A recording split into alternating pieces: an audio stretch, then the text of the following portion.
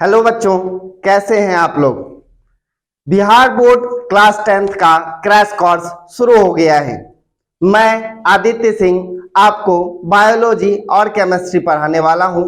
तो बच्चों, साइंस के बायोलॉजी और केमिस्ट्री पोर्शन को तो मैं पढ़ाऊंगा और जो बचा हुआ पोर्शन फिजिक्स है उसे कन्हैया झा सर आपको पढ़ाएंगे। आइए आगे बढ़ने से पहले हम आप यह जान लें कि साइंस का आखिर सिलेबस क्या है, किस तरह के क्वेश्चंस किस पैटर्न पर एग्जाम में क्वेश्चन पूछे जाते हैं, कितने अंकों वाले प्रश्न कितनी संख्या में होते हैं, इन सभी बातों पर हम आप चर्चा करें। आइए एक एक करके पूरी सिलेबस को हम आप समझें। साइंस की सिलेबस की अगर बात करें तो सबसे पहले आइए इस बात को हम जानते हैं कि कितने प्रश्न पूछे जाते हैं साइंस से। हमारे एग्जाम में कुल 100 अंकों के प्रश्न पूछे जाते हैं। यह जो 100 अंकों की परीक्षा होती है इसमें तो 80 अंक का थ्योरी क्वेश्चन होता है जो आप एग्जाम में लिखने के लिए जाते हैं और 20 अंकों का प्रैक्टिकल एग्जाम अलग से होता है। तो 80 का एग्जाम आप देकर आते हैं और 20 का जो प्रैक्टिकल एग्जाम है यह स्कूल में आप देने के लिए जाते हैं। कुल मिलाकर के 80 और 20 100 अंकों की परीक्षा होती है। अगर आप बच्चों 80 अंक में यानी कि थ्योरी के एग्जाम में पास होना चाहते हैं तो कम से कम 28 अंक लाने ही होंगे और प्रैक्टिकल में भी आपको पास करना होगा। कम से कम 12 अंक आपको प्रैक्टिकल पेपर में भी लाना पड़ता है। पहले ऐसा नहीं था, पहले था कि 80 अंक और 20 अंक मतलब थ्योरी क्वेश्चंस के अंक और प्रैक्टिकल जो एग्जाम होता है उसके अंक जोड़ करके 100 मार्क का एग्जाम हुआ, उसमें से आप दोनों को जोड़कर 30 मार्क ले आइए और आप पास हो जाइए। लेकिन अब पैटर्न थोड़ा बदला है। अब आपको प्रैक्टिकल और थ्योरी दोनों एग्जाम मिला करके 40 अंक लाने होंगे तभी आप पास हो पाएंगे साइंस के पोर्शन में। आइए अब हम आप देखते हैं कि कितने प्रश्न पूछे जाते हैं इस 100 अंक के एग्जाम में। बच्चों, इस 100 अंक के एग्जाम में आपसे 110 प्रश्न पूछे जाते हैं।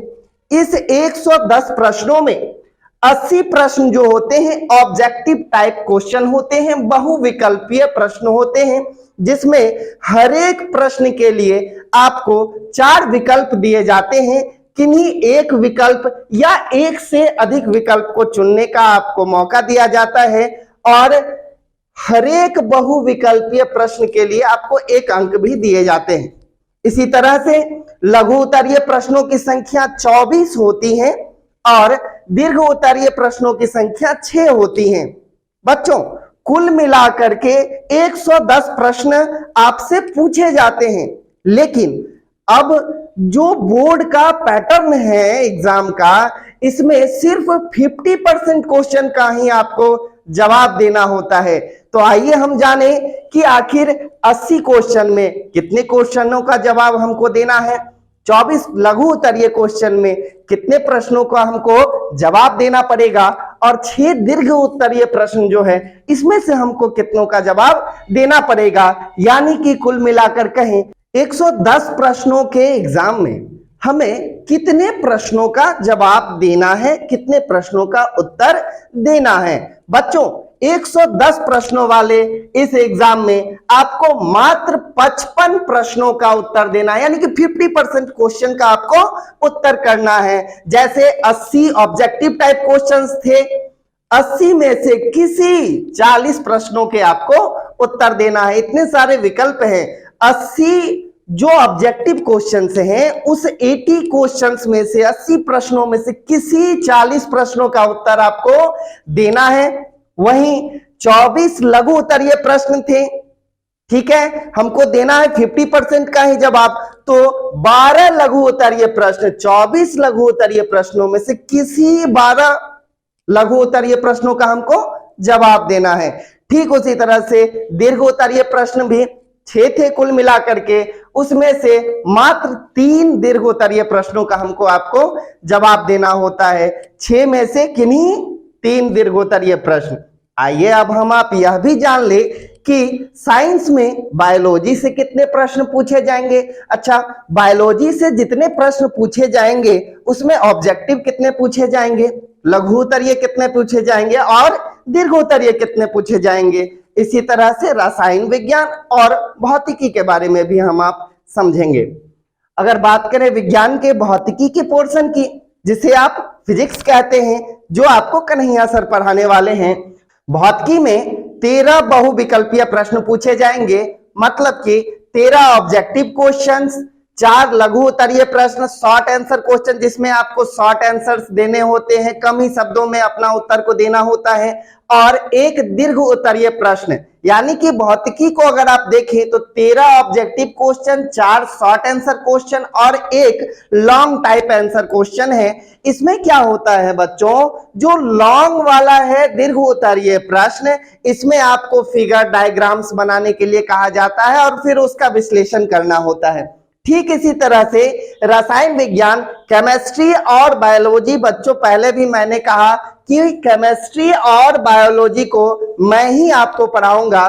तो जो रसायन विज्ञान है, केमिस्ट्री, इसमें 14 बहुविकल्पीय प्रश्न पूछे जाते हैं, 4 लघु उत्तरीय प्रश्न पूछे जाते हैं और 1 दीर्घ उत्तरीय प्रश्न पूछे जाते हैं। और हमने जाना कि किस तरह से फिजिक्स में कितने ऑब्जेक्टिव, कितने शॉर्ट क्वेश्चन और कितने लॉन्ग क्वेश्चन पूछे जाते हैं। फिर केमिस्ट्री में क्या पैटर्न है पूछने का। हमने एक चीज को गौर किया होगा कि बायोलॉजी और फिजिक्स में दोनों में 13 ऑब्जेक्टिव ही पूछे जा रहे हैं, लेकिन जो केमिस्ट्री है इसमें 1 ऑब्जेक्टिव ज्यादा इसके पोर्शन से पूछा जाता है। कुल मिलाकर बच्चों ये जो प्रश्न हैं, आप देखिए 13 बहुविकल्पिक प्रश्न हैं बायोलॉजी के, 13 भौतिक विज्ञान के, और जो रसायन विज्ञान है उससे 14, कुल मिलाकर 40 ऑब्जेक्टिव टाइप क्वेश्चन हो गए जिसका आपको उत्तर देना है।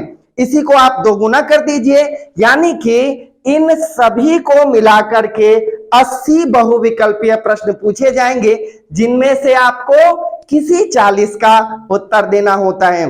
तो बच्चों यही है विज्ञान का सिलेबस, और इसी तरह के इसी पैटर्न पर आपसे परीक्षा में सवाल पूछा जाता है।